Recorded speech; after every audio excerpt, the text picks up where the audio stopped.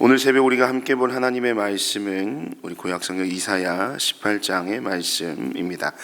이사야 18장 1절에서부터 7절까지의 말씀, 그리고 19장 1절에서 15절까지의 말씀, 우리 두 장에 걸친 긴 말씀인데요. 우리 시간 이 말씀을 저와 여러분이 한 절씩 교독하시고 마지막 우리 9장 15절 말씀은 함께 합독하도록 하겠습니다.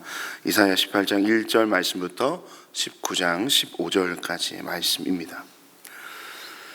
에티오피아의 강 건너편 벌레들이 날개치는 소리가 나는 땅에 재앙이 닥칠 것이다. 그들이 갈대 배를 물에 띄우고 백길로 사절단을 보낸다. 너희 민첩한 사절들아 가거라. 강물이 여러 갈래로 나뉘어 흐르는 땅으로 가거라. 거기에 사는 민족 곧 키가 크고 근육이 매끄러운 백성, 멀리서도 두려움을 주고 적을 짓밟는 강대국 백성에게로 가거라. 이 세상 사람들아, 땅에 사는 주민들아, 산 위에 깃발이 세워지면 너희가 보게 되고 또 나팔 소리가 나면 너희가 듣게 될 것이다. 주님께서 나에게 이렇게 말씀하신다. 내가 나의 처소에서 조용히 내려다 보겠다. 추수철 더운 밤에 이슬이 조용히 내려앉듯이 한여름 폭염 속에서 뙤약볕이 고요히 내리쬐듯이 곡식을 거두기 전에 꽃이 지고 신포도가 연글 때에 주님께서 연한 가지들을 낫으로 자르시고 뻗은 가지들을 찍어 버리실 것이다. 산의 독수리들과 땅의 짐승들이 배불리 먹도록 그것들을 버려두실 것이니 독수리가 그것으로 여름을 나고 땅의 모든 짐승이 그것으로 겨울을 날 것이다. 그때 만군의 주님께서 예물을 받으실 것이다. 강물이 여러 갈래로 나뉘어 흐르는 땅, 거기에 사는 민족, 곧 키가 매우 크고 근육이 매끄러운 백성, 멀리서도 두려움을 주고 적을 짓밟는 강대국 백성이 만군의 주님께 드릴 예물을 가지고 만군의 주님의 이름으로 일컫는 곧 시온산으로 올 것이다. 이것은 이집트를 두고 하신 엄한 경고의 말씀이다. 주님께서 빠른 구름을 타고 이집트로 가실 것이니 이집트의 우상들이 그 앞에서 떨고 이집트 사람들의 간담이 녹을 것이다.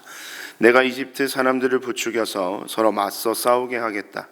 형제와 형제가, 이웃과 이웃이, 성읍과 성읍이, 왕권과 왕권이 서로 싸우게 하겠다. 그래서 이집트 사람들의 길을 죽여놓겠다. 내가 그들의 계획을 무산시켜 버리면 그들은 우상과 마술사와 신접한 자와 무당을 찾아가 물을 것이다. 내가 이집트를 잔인한 군주의 손에 넘길 것이니 폭군이 그들을 다스릴 것이다. 주님, 곧 만군의 주님께서 하신 말씀이다. 나일 강이 마를 것이다. 강바닥이 바싹 마를 것이다. 강에서는 악취가 나며 이집트 시냇물의 물 깊이가 얕아져 마르겠고 파피루스와 갈대도 시들어 버릴 것이다. 나일 강가와 어귀의 풀밭과 강변에 심은 모든 나무가 말라서 바람에 날려 사라지고 말 것이다. 나일강에서 고기를 잡는 어부들이 슬퍼하며 통곡하고 나일강에 낚시를 던지는 모든 낚시꾼과 강에 그물을 치는 사람들이 잡히는 것이 없어서 고달파할 것이다.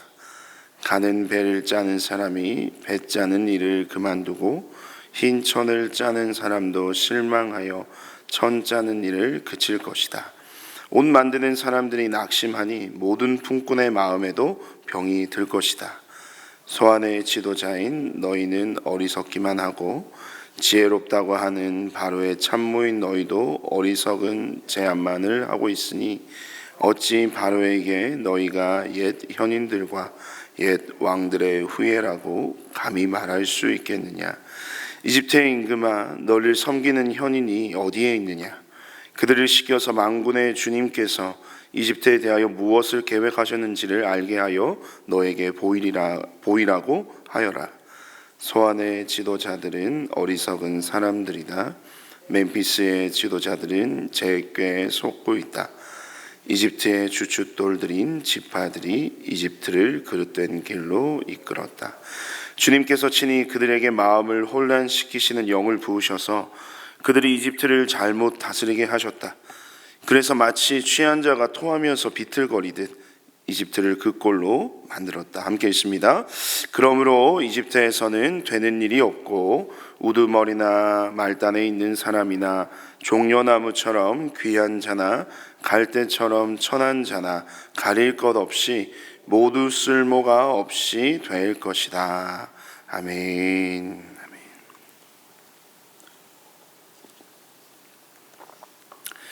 네, 오늘 이사야 18장 1절 말씀부터 우리 19장 15절까지의 말씀을 가지고 조용히 감찰하시는 하나님이라는 말씀의 제목으로 여러분과 잠시 하나님의 은혜를 나누도록 하겠습니다.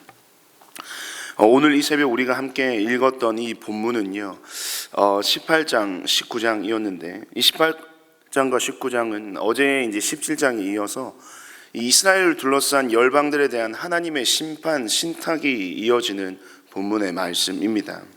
바벨론과 아수르 또 블레셋과 모압을 거쳐서 이 17장에서는 다메섹, 어제 우리 본문에선 다마스쿠스라고 얘기를 하는데 이 다메섹 곧 아람과 그와 동맹한 북이스라엘의 에브라임에 대한 심판이 17장 1절에서 이렇게 얘기되죠. 다메섹이 장차 성읍을 이루지 못하고 무너진 무더기가 될 것이라는 말씀으로 그 하나님의 심판이 선포가 됩니다. 그리고 오늘 본문 18장에서는 이 에티오피아, 개역개정에서는 구스라고 표현을 하는데 이 에티오피아를 향한 말씀으로 시작되는 것을 보게 되는데요. 1절 말씀 보시면 에티오피아의 강 건너편 벌레들이 날개치는 소리가 나는 땅에 재앙이 닥칠 것이다 라는 말씀으로 오늘 본문이 시작됩니다. 그런데 왜 갑자기 에티오피아일까요? 이 순서는요 단순한 우연이 아닙니다. 다메섹과 에브라임이 무너졌습니다. 그러자 남유다는요 그 다음 강대국인 이집트와 또 이집트를 배후에서 움직이던 에티오피아라고 하는 나라를 바라보기 시작했습니다. 북쪽에서 아수르가 무섭게 밀려옵니다. 그리고 유다는 그 가운데 위기감을 느끼고 두려움 가운데 하나님이 아니라 이 이집트와 에티오피아의 그 군사력에 기대려고 한 것이죠. 오늘 본문은 바로 그 유다의 시선이 향했던 곳, 이 에티오피아와 이집트를 정면으로 다루면서 이 너희가 의지하려는 그 나라들 또한 내 손안에 있다라고 하시는 하나님의 말씀을 우리에게 보여주는 것입니다. 그렇다면 이 에티오피아라고 하는 나라는 어떤 나라일까요? 18장에서 다루고 있는데요. 에티오피아는 오늘날의 이 수단, 아프리카 지역입니다. 그래서 당시에는요 25왕조를 창시하고 또 이집트를 지배했던 아주 강력한 나라, 강력한 왕조가 바로 에티오피아였습니다. 이전에선 에티오피아를 이렇게 묘사하죠. 강물이 여러 갈래로 나뉘어 흐르는 땅, 거기에 사는 민족, 곧 키가 매우 크고 근육이 매끄러운 백성, 멀리서도 두려움을 주고 적을 짓밟는 강대국 백성이라고 2절 말씀에서 이야기합니다. 여러분 이 말씀에 따르면 이 에티오피아라고 하는 나라는 정말로 누구나 두려워할 만한 강대국이었고요. 또한 그 나라를 의지할 만한 충분한 힘을 가진 나라가 바로 이 에티오피아라고 하는 나라였다는 것입니다. 여러분 세상은요 그런 나라들을 주목합니다. 세상은 그런 힘을 또한 자랑하기도 합니다. 그래서 유다도요 이 아수르의 위협 앞에서 에티오피아에게 사절단을 보내고 또한 에티오피아도 이 동맹을 맺으면서 그 세력을 확대하려고 하는 것이 사실은 세상의 일반적인 모습이라고 할 수 있는 것이죠. 그것은 바로 힘의 논리가 작용하고 있다고 볼 수 있습니다. 하지만 정작 이 본문에서의 주인공은 힘이 강한 에티오피아가 아닌 하나님이심을 우리는 보아야만 한다는 것이죠. 이 3절에서 자신의 군사적인 위엄과 위상을 세상 가운데 드러내려 하는 에티오피아에 대해 하나님은 어떻게 하신다고 말씀하십니까? 우리 본문 우리 18장 4절과 6절 말씀, 4절, 5절, 6절 말씀을 우리 함께 한번 읽어볼까요? 하나님께서 힘을 자랑하는 그 에티오피아를 어떻게 다루시느냐? 4절에서 6절 말씀입니다. 함께 읽습니다. 시작. 주님께서 나에게 이렇게 말씀하신다. 내가 나의 처소에서 조용히 내려다 보겠다. 수수철 더운 밤에 이슬이 조용히 내려앉듯이 한여름 폭염 속에서 뙤약볕이 고요히 내리쬐듯이 곡식을 거두기 전에 꽃이 지고 신 포도가 연글 때에 주님께서 연한 가지들을 나주로 자르시고 뻗은 가지들을 찍어 버리실 것이다. 산의 독수리들과 땅의 짐승들이 배불리 먹도록 그것들을 버려두실 것이니 독수리가 그것으로 여름을 나고 땅의 모든 짐승이 그것으로 겨울을 날 것이다. 아멘. 이 본문 안에서 우리가 붙잡아야 할 말씀의 핵심이 등장하는데요. 열방이 아무리 분주하게 움직여도 하나님은 조용히 그러나 정확하게 그 상황을 지켜보고 계신다는 겁니다. 그리고 그 조용한 감찰 뒤에는 하나님이 정하신 때에 이루어지는 심판이 있다라고 이야기하죠. 5절과 6절에서 하나님은 마치 포도원을 가지치기 하듯 이 열매 맺기 전 꽃이 떨어질 때 낫으로 그 가지를 베어 산의 새와 짐승들에게 던져 주신다고 말씀하십니다. 이것은 무슨 말을 의미합니까? 6절 끝에 보면 그 던져진 것들은 무엇을 의미합니까? 그 심판으로 인해서 죽임을 당한 모든 시체들을 이야기합니다. 그것이 얼마나 많고 크던지 그 독수리가 그것으로 여름을 날 정도로 땅의 모든 짐승이 그것으로 겨울을 날 정도로 하나님의 그 심판이 그 에티오피아 땅에 그 열방을 향해 온전히 드러난다는 것을 보여주는 것이죠. 아무리 강하고 두려운 나라라도 하나님의 때가 이르면 한순간에 잘려나가는 곁가지에 불과하다는 사실을 오늘 이 말씀은 우리에게 증거하고 있는 것이죠. 이것이 바로 오늘 본문이 우리에게 가장 먼저 증명하려고 하는 하나님의 말씀의 진리입니다. 하나님의 진노의 심판은 크기와 힘으로 피할 수 있는 것이 아니라는 것이죠. 에티오피아처럼 강물이 나라를 감싸고 군대가 두려움의 대상이 되는 나라조차도 하나님 앞에서는 아무것도 아님을 오늘 본문이 증거하는 말씀의 진리라는 것입니다. 사랑하는 여러분, 세상이 아무리 위대해 보이고 절대 무너지지 않을 것 같아도요, 하나님이 손을 대시면 그것은 한순간에 끊어진다는 사실을 기억하시길 바랍니다. 이것이 우리가 세상의 거대한 힘 앞에서 두려워하지 말아야 할 이유가 되는 것이죠. 세상은 하나님의 손 안에 있음을 다시 한번 우리는 이 새벽 고백할 수 있어야 하겠습니다. 여기까지가 바로 이 에티오피아에 대한 하나님의 그 심판에 관한 내용이고요.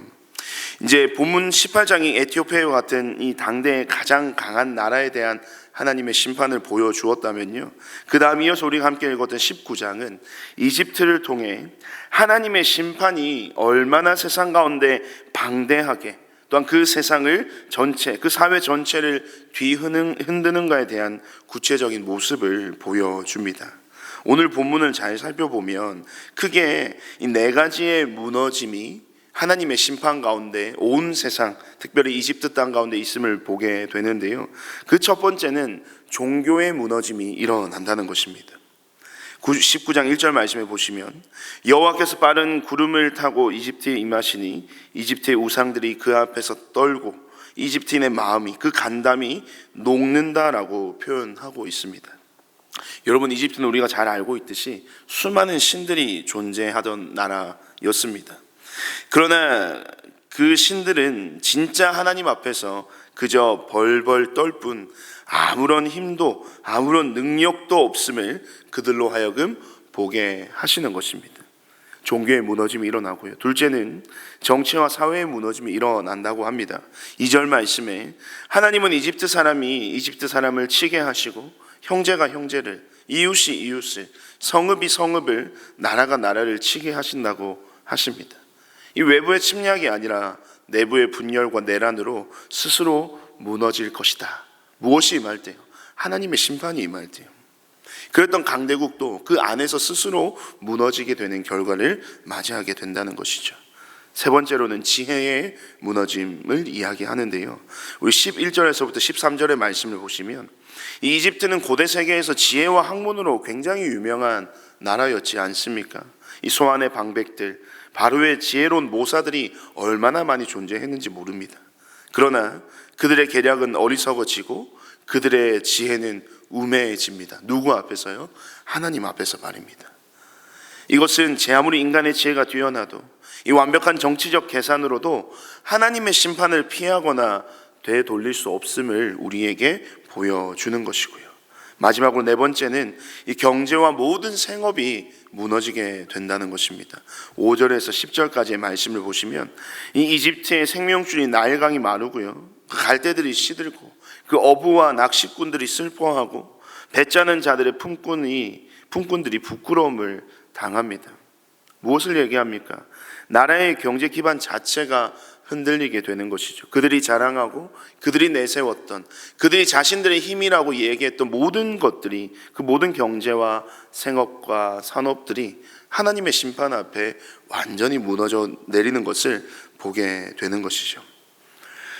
그리고 14절은 이 모든 혼란의 원인을 이렇게 요약합니다.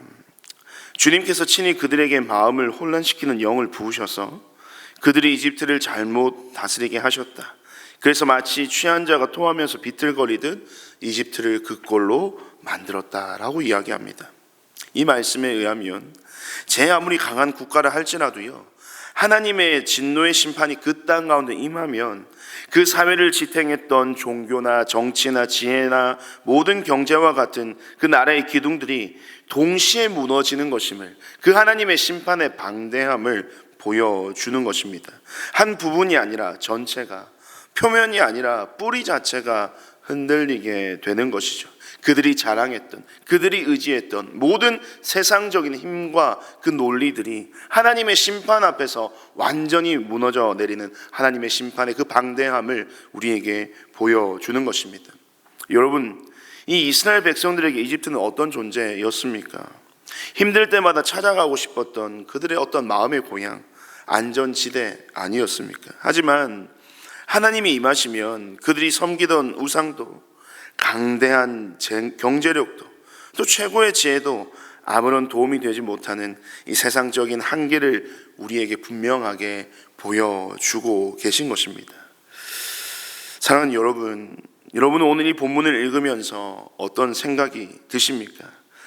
이 본문을 읽으며 우리는 우리 자신에게 놓치지 말아야 할, 꼭 반드시 던져야 할 질문이 있습니다. 그것은요, 유다는 왜 에티오피아와 이집트를 바라보았을까라고 하는 질문입니다.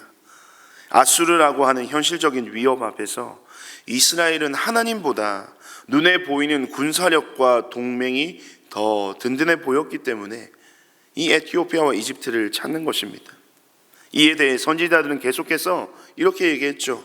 이집트를 의지하지 말라, 말과 병거의 많음을 의지하지 말라라고 외쳤지만 유다의 모든 지도자들, 모든 백성들은 결국 하나님보다 세상 강대국의 그늘을 선택하였습니다. 그렇다면 오늘날 저와 여러분의 삶은 어떠합니까? 우리에게 아수르라고 하는 이 삶의 시련이 찾아왔을 때, 우리가 마주한 삶의 고난과 어려움 앞에서 저와 여러분, 우리는 무엇을 가장 먼저 의지하고 찾고 있느냐는 것입니다. 고난과 삶의 어려운 문제에 당면했을 때 우리는 하나님 앞에 무릎 꿇기보다 먼저 사람을 찾고 인맥을 찾고 우리의 모든 경제력, 통장의 잔고부터 확인하고 스스로의 계산과 계획에 매달려 있지는 않습니까? 우리의 가정, 특별히 자녀의 진로, 그 자녀의 미래를 놓고 우리가 간절히 기도하기보다는 세상이 말하는 성공과 그 학원과 그 모든 스펙에 더 의존하고 있지는 않습니까? 내 삶의 미래를 하나님의 말씀이 아니라 세상 사람들의 조언과 시대의 흐름에 내맡기고 있지는 않느냐는 것입니다. 오늘 본문이 우리에게 증명하는 것은 분명합니다. 에티오피아처럼 강하든 이집트처럼 지혜롭든 하나님이 아닌 것을 의지하는 모든 것은 결국 흔들릴 수밖에 없다라는 것입니다. 우리가 의지하는 재물도, 우리가 기대하는 건강도, 인맥도, 우리 자신의 능력도 하나님의 손안에 있는 모두 격가지일 뿐임을 이 새벽 우리는 고백해야만 할 것입니다. 수많은 삶의 문제들 앞에서 우리는 오늘 유다의 모습처럼 우왕좌왕하며 세상의 것들로 우리 자신을 채우기 급급합니다.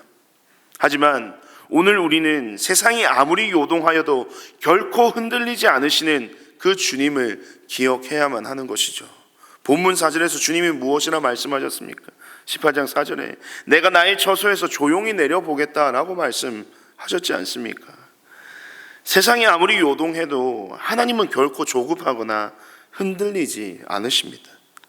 그렇다면 우리도 세상의 요란한 소리에 휩쓸려 조급하게 반응할 것이 아니라 조용히 하나님만을 바라보고 그분의 때를 기다리는 믿음이 오늘날 우리의 삶에 요구되는 믿음이 아닐까요? 그런 믿음의 태도로 오늘 이 새벽 우리가 간절히 주님 앞에 기도하기를 원하는 것은요, 나의 하루 중 어떤 결정을 내리기 전에 이 사람에게 묻기보다 먼저 하나님께 기도로 묻는 오늘 하루가 되게 해달라고 여러분 함께 기도하면 좋겠습니다. 또한 하나님보다 더 의지하고 의존하는 삶의 부분들이 있다면 오늘 주님 앞에서 온전히 내려놓을 수 있는 믿음의 결단을 주님 앞에 간구하며 나아갑시다. 세상의 수많은 소리와 소식들에 마음이 요동할 때마다 내가 나의 처소에서 조용히 내려다보겠다라고 하신 하나님의 말씀을 붙들고 주님이 행하실 일들을 기대하며 오늘 하루 은혜 가운데 나의 삶의 평안함을 부어주시도록 함께 기도합시다. 특별히 재정과 또 건강, 자녀의 진로의 문제 앞에서 사람의 방법과 또 사랑이 세상의 가치로 나아가기보다는 먼저 기도로 하나님께 나아가는 우리의 일상이 되게 하시고 세상이 흔들리는 소식들, 세상의 모든 흔들리는 소식들 앞에서 우리 안에 조급함과 두려움이 아니라 하나님의 때를 기다리는 견고한 믿음을 우리에게 허락해 달라고 이 시간 함께 말씀을 기억하면서 기도했으면 좋겠고요. 오늘은 특별히 가정을 위해서 함께 기도하는 날입니다.